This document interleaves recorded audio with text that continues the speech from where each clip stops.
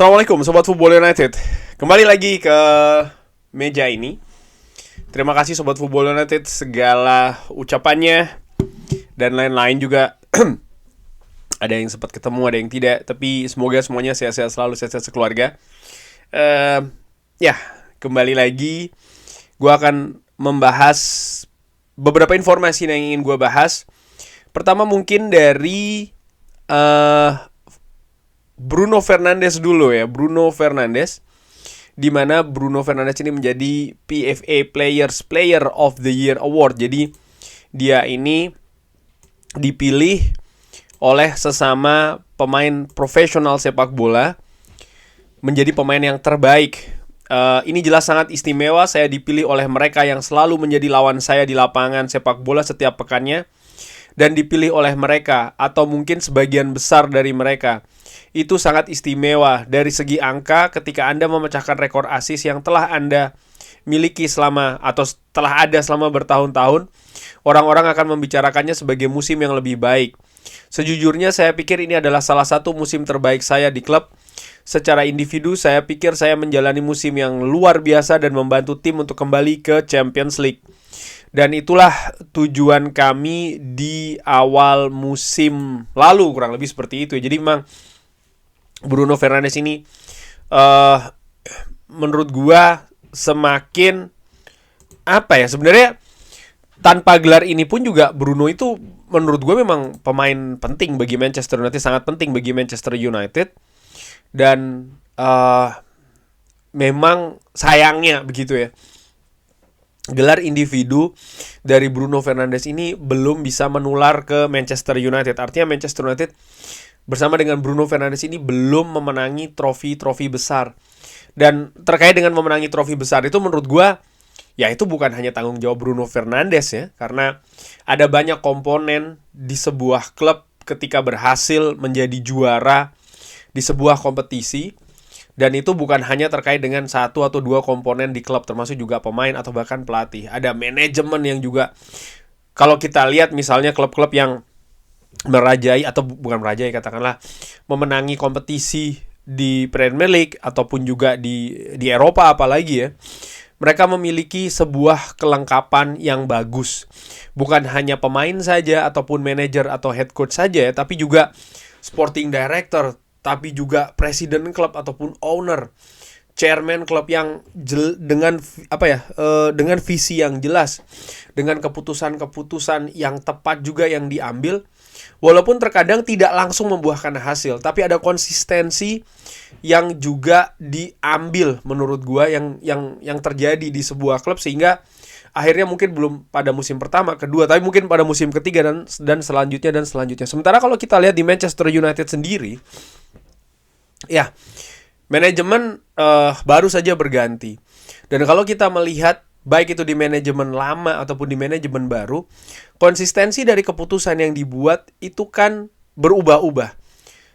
Manajemen yang saat ini pun juga demikian. Kalau kita lihat bagaimana keputusan mereka dengan Erik ten Hag, lalu dengan Ruben Amorim, lalu dengan formasi klub, sistem permainan klub ya, filosofi permainan klub juga, pergerakan di bursa transfer tadinya untuk sistem apa, lalu seperti apa saat ini dan lain-lain. Kondisi keuangan klub, fokus dari klub juga sangat banyak sekali. Bukan hanya terkait dengan memperbaiki skuad untuk prestasi, tapi juga ada situasi finansial, stadion baru dan lain-lain yang menurut gua ini semua ada pengaruh ke kesuksesan Manchester United meraih trofi besar dalam periode ini. Sehingga balik lagi terkait dengan Bruno Fernandes yang memenangi PFA Player of the Year ya. Ya ini merupakan gelar yang fantastis sih menurut gue.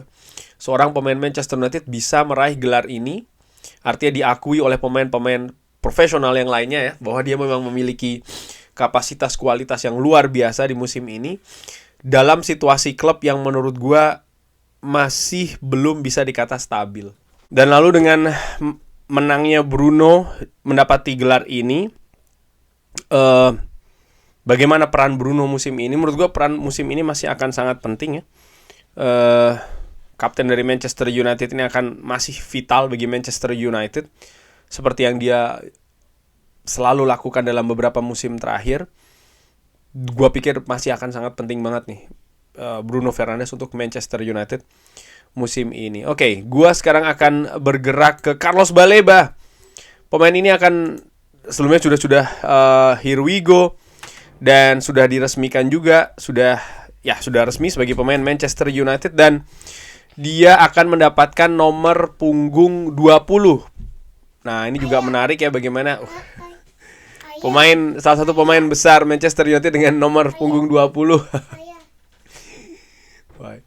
Ada terakhir mungkin Robin van Persie. Sebelumnya sempat juga ada Ole Gunnar Solskjaer ya, nomor 20. Dan Carlos Baleba yang sudah diresmikan ini akan memperkaya kedalaman skuad, terutama lini tengah Manchester United, di mana memang ini prioritas Manchester United dari awal bursa transfer musim ini dibuka, dan Manchester United berhasil memenuhi yaitu tadi tujuan untuk memperkuat lini tengahnya, mendatangkan 3 gelandang baru. Tapi di sisi lain ini juga, kalau menurut gue ya, ada Yuri Tillmans, ada Andre Santos, dan sekarang Carlos Baleba. Dengan apapun keadaannya, ada juga Kobbie Mainoo, ada juga Ugarte yang akan cedera panjang musim ini. Menimbulkan semacam kayak kekhawatiran juga ya bagi gue, karena terlihat memang perombakan ini dengan 3 pemain baru di sebuah posisi. Kalau menurut gue secara ringan amatiran, ini termasuk yang besar-besaran. Ini termasuk yang sangat masif gitu ya. Dan ini menimbulkan sebuah perhatian ataupun kekhawatiran, karena paling tidak ada 3 komponen baru ditambah juga dengan komponen lama. Bagaimana mereka akan berkolaborasi, bagaimana mereka akan bersinergi satu dan yang lainnya. Ini menarik sih menurut gua. Lini tengah Manchester United seperti lini tengah klub lain, skuad lain juga ya, bahwa memang penting sekali. Tapi ada banyak lagi komponen barunya di Manchester United, sehingga ini jelas merupakan tantangan yang besar bagi staf kepelatihan Manchester United, bagaimana meramu, bagaimana bisa menemukan misalnya pilihan pertama siapa, pilihan kedua siapa, dan seterusnya. Disesuaikan juga dengan kondisi skuad lainnya di atas lapangan, dan juga tentu saja lawan yang akan dihadapi. Ini bukan tugas yang ringan sih menurut gue bagi staf kepelatihan Manchester United. Apalagi kalau melihat ketika menghadapi Hull City, menurut gue secara ringan amatiran, lini tengah Manchester United masih belum menunjukkan kualitas yang bagus, bahkan ketika harus menghadapi tim yang promosi, Hull City. Jadi semoga datangnya Carlos Baleba ini bisa menjadi solusi juga untuk lini tengah Manchester United. Tapi kalau berbicara terkait dengan solusi ya lebih ke bagaimana meramu sih menurut gue ya, individu-individu yang ada di lini tengah Manchester United saat ini. Lalu gue akan bergerak ke lini depan. Joshua Zirkzee, penyerang asal Belanda berusia 25 tahun ini sangat berharap untuk meninggalkan Manchester United dalam pekan depan. Kemungkinan besar dengan status pinjaman. Minat datang dari Juventus, Napoli, dan Aston Villa.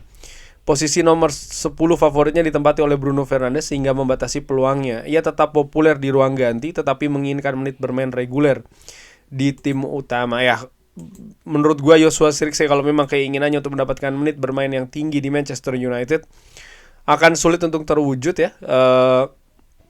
Karena memang perannya nampaknya lebih untuk pemain pengganti atau pemain backup.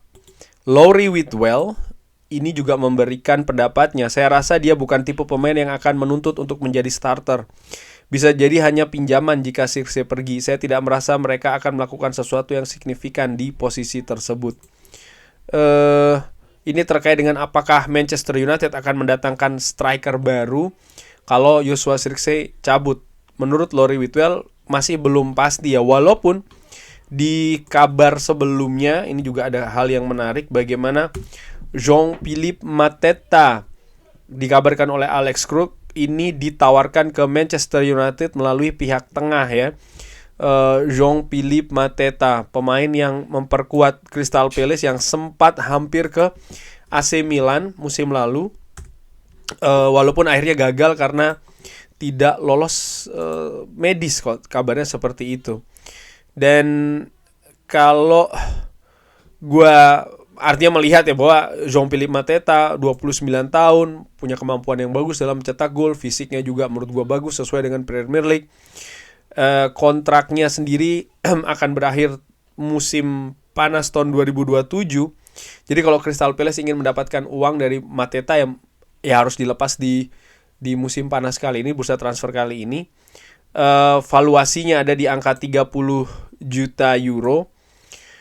Kalau Manchester United melepas Zirkzee dengan pinjaman, akankah Manchester United mendatangkan Mateta misalnya? Dan apakah Mateta mau datang ke Manchester United? Menurut gue ada kombinasi di antara keduanya, dari faktor finansial dan juga dari faktor Mateta itu sendiri. Karena kalau dia datang ke Manchester United, ya dia tidak akan menjadi pemain utama, karena proyeksi utama itu ada pada Benjamin Sesko ya. Bismillah. Dia ya harus menjadi pemain backup, pemain rotasi, pemberi persaingan, pemain yang siap untuk diturunkan. Mungkin ada poin positif, yaitu adalah dia punya peluang untuk tampil di Champions League. Sebenarnya di Crystal Palace pun juga dia punya saingan ya di lini depan. Bukan lagi ketika dia akan pergi ke AC Milan, kan Crystal Palace juga mendatangkan striker baru di sana. Jadi memang ada keadaan yang yang menarik ini.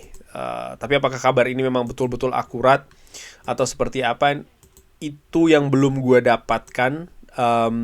Karena Lori Whitwell tadi juga menyebutkan ya, walaupun misalnya Joshua Zirkzee ini lepas, belum tentu juga Manchester United akan mendatangkan striker baru. Nah, yang menarik adalah kalau Manchester United tidak mendatangkan striker baru, kenapa? Gitu. Apakah karena Rashford yang stay di Manchester United sehingga